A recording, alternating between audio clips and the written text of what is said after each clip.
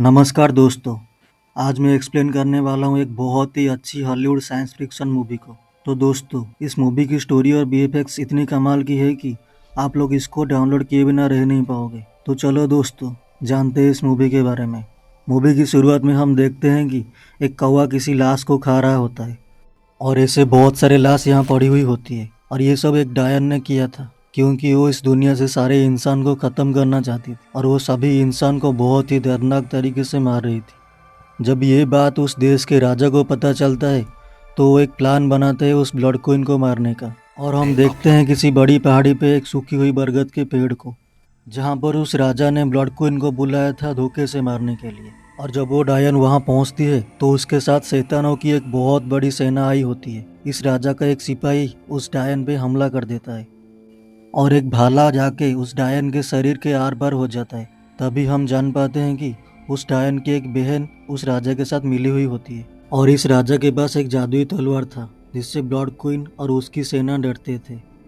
जब उस डायन की शैतानी सेना इन पे अटैक करने आते हैं तो ये उस तलवार को जमीन के अंदर घुसा देता है और उस तलवार से इतनी शक्ति निकलती है कि उस ब्लड क्वीन की शैतानी सेना डर के भाग जाती है और ये राजा उस तलवार से इस डायन के सर को काट देता है, लेकिन वो फिर भी जिंदा होती है। तो इसीलिए इस राजा को उसके सारे बॉडी पार्ट को अलग अलग करना पड़ता है और उससे जितना भी खून निकलता है वो सब उस बरगद के पेड़ में समा जाता है।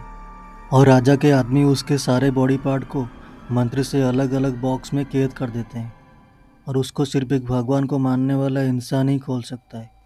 और सारे बॉक्स को दुनिया के अलग अलग जगह पे छुपा देते हैं और ऐसे बहुत साल बीत जाता है और हमें दिखाया जाता है मूवी की हीरो हेल बॉय को, जो एक फाइट क्लब के बाहर एक कार में बैठ के अपनी डैड से बात कर रहा था और उसकी डैड उससे बहुत ही खतरनाक शैतान को पकड़ने के लिए भेजे थे और वो शैतान उस फाइट क्लब में छुप के बहुत दिनों से रह रहा था। और इनकी बात ख़त्म होते ही हेल बॉय सीधा उस फाइट क्लब में घुसता है और वो जिस शैतान को पकड़ने आया था वो एक इंसानी रूप लेके फाइट कर रहा होता है और उस शैतान को इसके आने का पता चल जाता है और ये उसको बोलता है कि मैं तेरा असली रूप जानता हूँ और उसके साथ चलने के लिए बोलता है। लेकिन वो माइक में इसको डरपोक और कमज़ोर बोलने लगता है और ये गुस्से में उससे फाइट के लिए राज़ी हो जाता है और इन दोनों में बहुत ही तगड़ा फाइट होता है और वो शैतान अपनी असली रूप में आ जाता है और उसके पीछे से दो पंख निकल आते हैं। तो वहाँ पे जितने भी लोग फाइट देखने आए थे सब डर के इधर उधर भागने लगते हैं और उस फाइट का जो रेफरी था वो इस शैतान का असली रूप देख के उसको एक क्रॉस दिखा के अपने से दूर करने की कोशिश करता है, लेकिन वो शैतान उस क्रॉस को दूर फेंक देता है और उस पे हमला करने ही वाला था कि पीछे से हेल बॉय आके उसको उठा के फेंक देता है और वो जाके स्टेज की पुल पे गिरता है और वो पुल उसके शरीर के आर पार हो जाता है और वो जो शैतान था वो वहीं पे मर जाता है। और तभी हम देखते हैं कि उसकी मरने की वजह से हीरो को बहुत दुख होता है और वो इस गम को भुलाने के लिए एक बार में जाके बहुत ज़्यादा दारू पीता है और उसी वक्त एक बिच्छू आके उसके हाथ में काट लेता है और ये उसको बोलता है कि मेरा खून तेरे अंदर गया तो तू भी मेरी तरह बुरा बन जाएगा। और तभी उसके डैड के आदमी उसको लेने आ जाते हैं उस बार में और ये उनके साथ चला जाता है। हम जान पाते हैं कि वो और उसके डैड एक बहुत ही बड़े पैरानॉर्मल डिपार्टमेंट में काम करते हैं। आगे एक और सीन में हेलबॉय अपने सींग जो थोड़े बड़े हो गए थे तो ये एक कटर से उसको काट रहा होता है और तभी उसके डैड आके उसकी मदद करते हैं और उन दोनों में कुछ बातें होती है और उसके डैड कहते हैं कि उसको लंदन से किसी ओसरिस क्लब नाम का एक दूसरे पैरानॉर्मल डिपार्टमेंट ने इनवाइट किया है और उसके डैड इसे वहाँ जाने के लिए बोलते हैं। और तभी एक और सीन में हम देखते हैं एक सुअर वाले शैतान को जो एक चुड़ैल से बात कर रहा था हेलबॉय को मारने के बारे में और वो दोनों वहाँ बैठ के इंसानी मांस खा रहे थे। वो चुड़ैल बोलती है कि हेलबॉय ने उसकी एक आंख खराब कर दिया था और ये उसका आंख को लेना चाहती थी और इस सुअर वाले शैतान से कहती है अगर हेलबॉय को मारना है तो ब्लड को इनको ज़िंदा करना पड़ेगा। अगर उसे ज़िंदा कर दिया तो वो इससे बहुत शक्ति देगी और वो हेलबॉय को आसानी से मार पाएगा। और वो सुअर ब्लड को इनको ज़िंदा करने की तरीके पूछता है तो वो बोलती है उस डायन की सारे बॉडी पार्ट को ढूंढ के उसे जोड़ना पड़ेगा और तभी वो ज़िंदा हो पाएगी। और ये शैतान सारे बॉडी पार्ट को ढूंढने चला जाता है। एक और सीन में हेलबॉय लंदन पहुंच गया होता है और वहां जाते ही वो ओसारिस क्लब के कुछ लोग उसका स्वागत करते हैं और ये सब मिलके उस ओसारिस क्लब की हिस्ट्री के बारे में बात कर रहे थे। और हेलबॉय बोलता है कि उसको बचपन में हिस्ट्री पसंद नहीं था और उन सब से उसको यहाँ बुलाने की वजह पूछता है। वो लोग इसे एक अंडरग्राउंड तहखाने में ले जाते हैं और वहाँ पे बहुत बड़े बड़े जायंट की खोपड़ी रखी हुई थी जिनको इन लोगों ने मारा था। और हेलबॉय उन सब को देख के पूछता है, इतने बड़े बड़े शैतान भी रियल में होते हैं क्या? और वो लोग बताते हैं कि हाँ होते हैं और ये भी बोलते हैं कि उसको यहाँ सब जायंट को मारने के लिए बुलाया गया है, जिसमें वो सब एक जायंट शैतान को मार के उसके साथ फ़ोटो खिंचा हुआ था।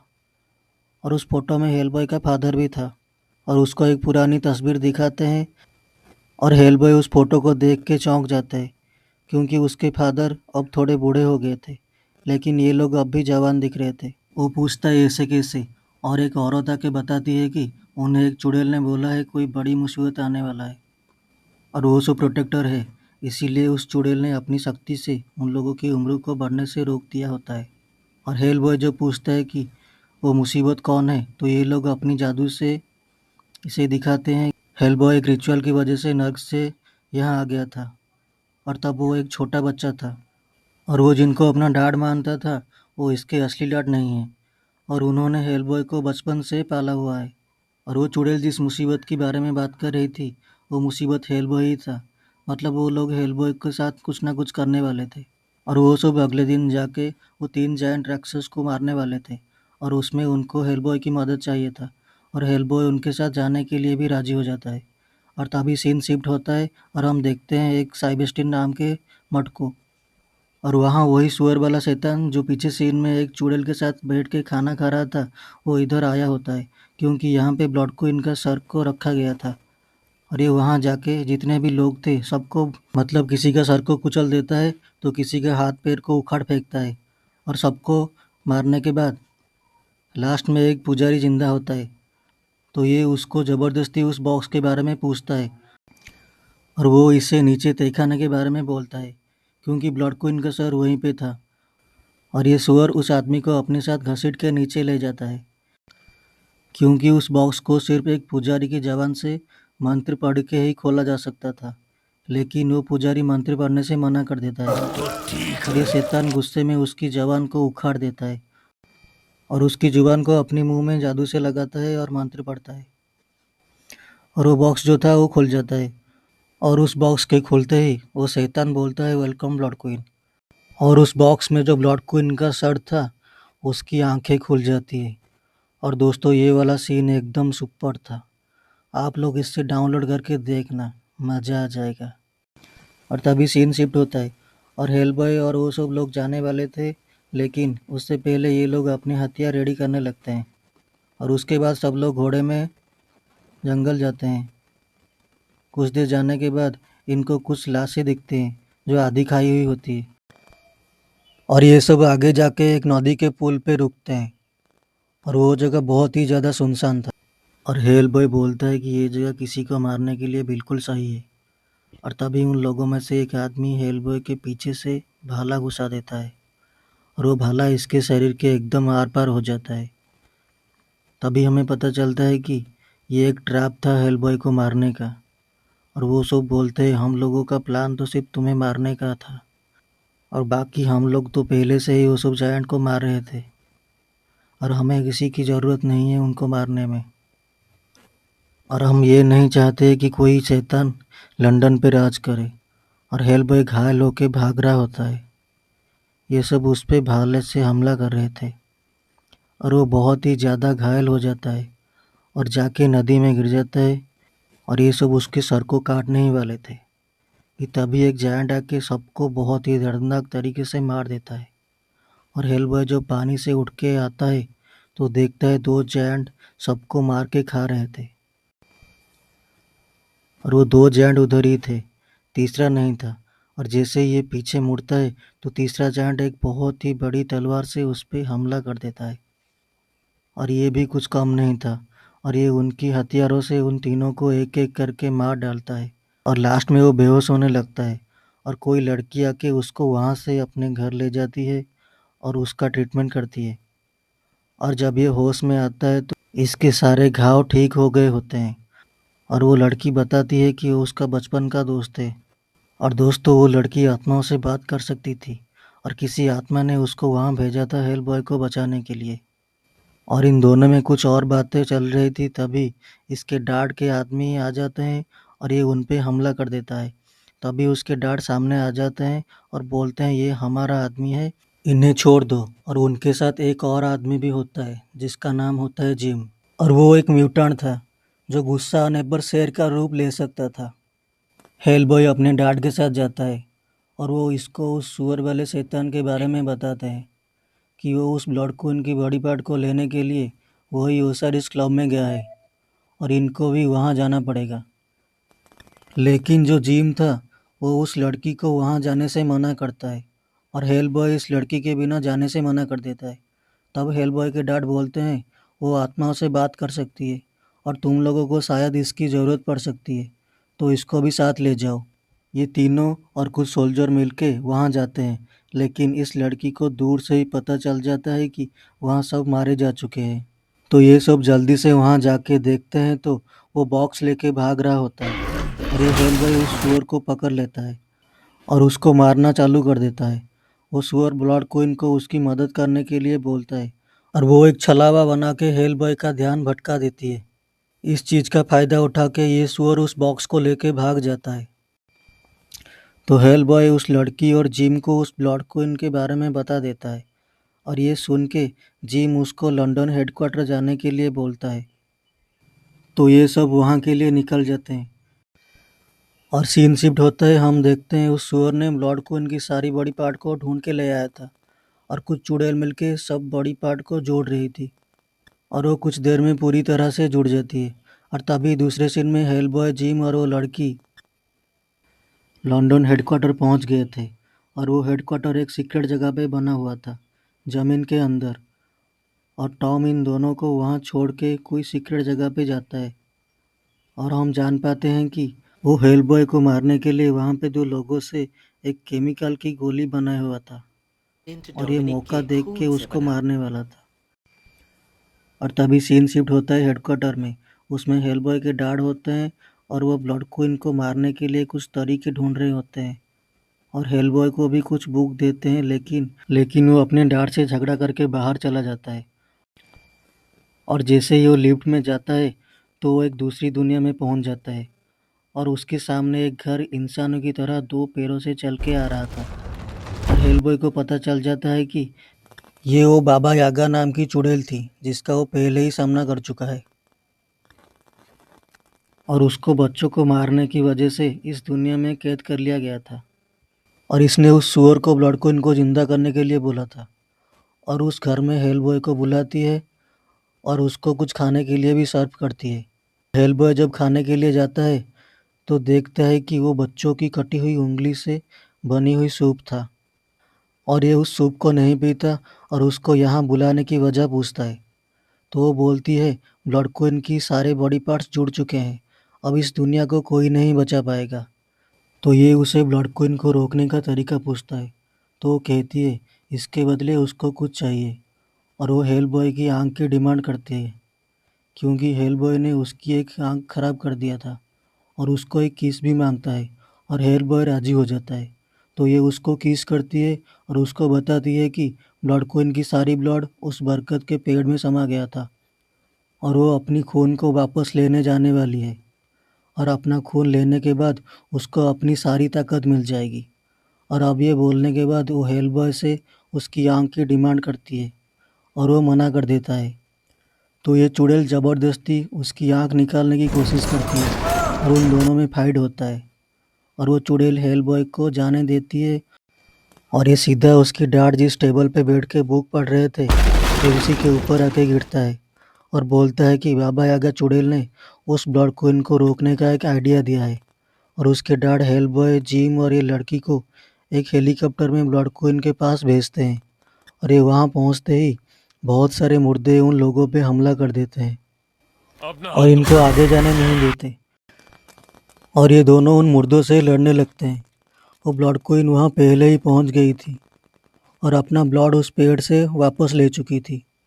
और तभी उसकी 3 बहनें जो पहले उस राजा के साथ मिलके उसको धोखे से मार दिया था, वो वहाँ आती है और ये गुस्से में वो पहले 2 बहनें को मार देती है और आखिरी बहन को मारने ही वाली थी।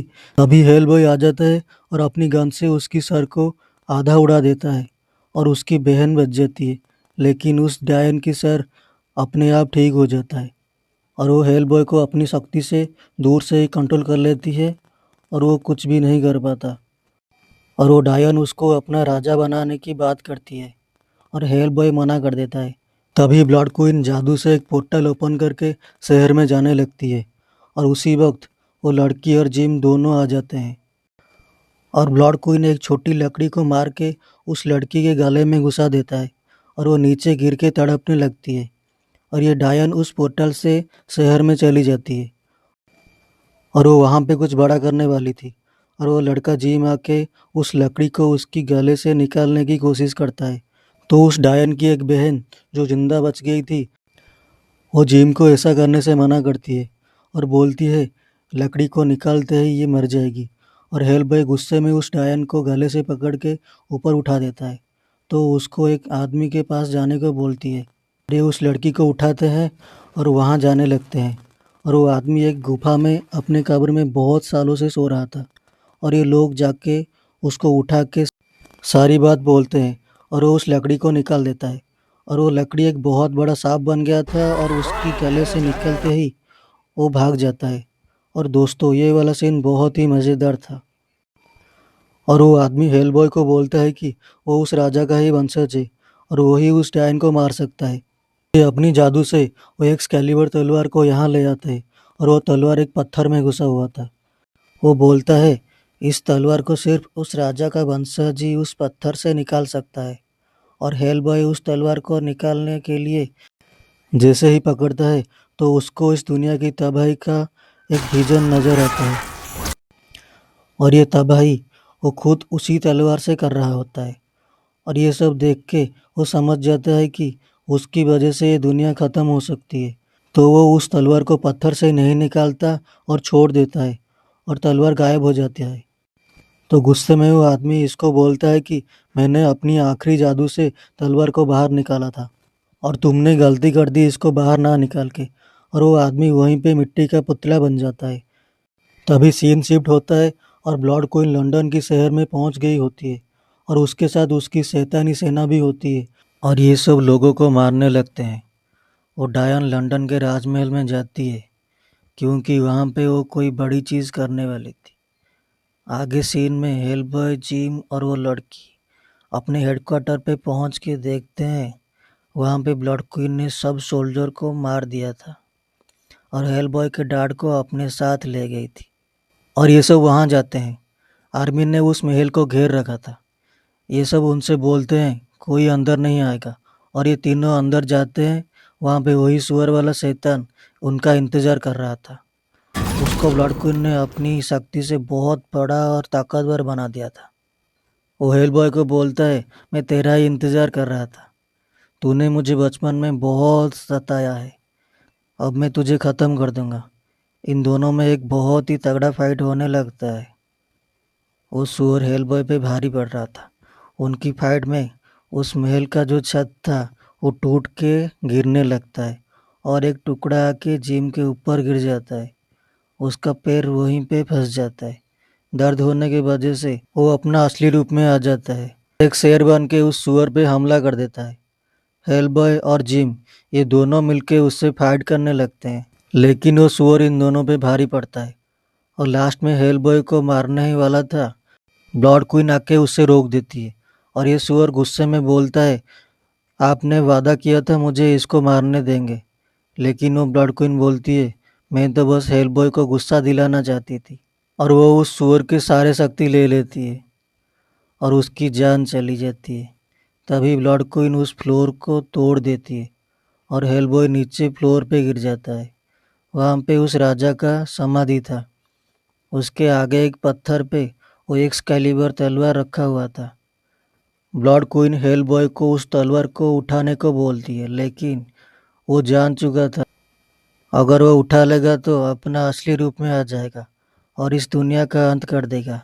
इसीलिए वो इसकी बात को नहीं मानता। लेकिन वो डायन इसके डार्ड को वहाँ ले आती है और एक उंगली से उसकी डार्ड को गला काट के मार देती है। ये सब देख के वो गुस्से में उस तलवार को उठा लेता है। तलवार को उठाते ही एकदम क्या बोलूँ दोस्तों, आप लोग अगर इस सीन को फील करना चाहते हो तो इसको एकदम हाई क्वालिटी में डाउनलोड करना, मतलब अलग ही लेवल का ग्राफिक्स है। तो खैर चलते हैं मूवी पे। उस तलवार को उठाते ही उसके जो सींग थे वो बड़े हो जाते हैं। उसके सर पे एक आग का क्राउन आ जाता है। वो जो एक्सकैलिबर तलवार था उससे आग निकल रही होती है। तो बाहर बहुत बड़े बड़े राक्षस एकदम से जमीन फाड़ के निकल रहे होते हैं और लोगों के खाल खींच खींच के मारने लगते हैं और चारों तरफ बस ब्लड ही ब्लड उड़ रहा होता है। अंदर हेल बॉय उस तलवार को पकड़ के ऊपर आता है और ब्लड क्वीन हेल बॉय का स्वागत करने के लिए घुटने पे बैठ जाती है। हेल बॉय उसके हाथ को पकड़ के अपनी रानी की तरह उसको उठाता है और वो जो जिम था वो वापस से शेर से इंसान बन चुका था। वो हेल बॉय का ये रूप देख के वो जो केमिकल से बनी बुलेट लाया था उससे हेल बॉय को मारने के लिए निशाना लगाता है। और जो दूसरी लड़की थी वो चुपके से जाके हेल बॉय के डांट के आत्मा को बुलाती है। वो एक जीन के जैसे वहाँ पे आके हेल बॉय को समझाते हैं और इससे बोलते हैं, तुम कोई शैतान नहीं हो, तुम मेरे बेटे हो और ये सब गलत है। इस दुनिया को तुम्हें बचाना है और तुम्हें अपनी शक्ति का सही इस्तेमाल करना चाहिए। लेकिन पीछे से वो ब्लड क्वीन उसे मना करती है, अपनी डांट की बात मत मानो, हम एक नई दुनिया बनाएंगे। हेल बॉय थोड़ा सोचता है और अपनी डांट की बात को मान जाता है। उस तलवार से उस ब्लड क्वीन का सर उसकी धड़ से अलग कर देता है। ये देख के वो जिम हेल बॉय को मारने के लिए जो बुलेट लाया था उसको फेंक देता है। हेल बॉय उस डायन के सर को जमीन से जो लावा निकल रही थी उस पे फेंक देता है और वो जाते जाते कहती है, मैं वापस आऊँगी।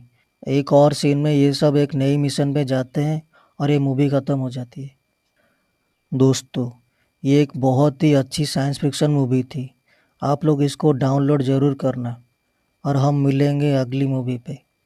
And thank you for watching.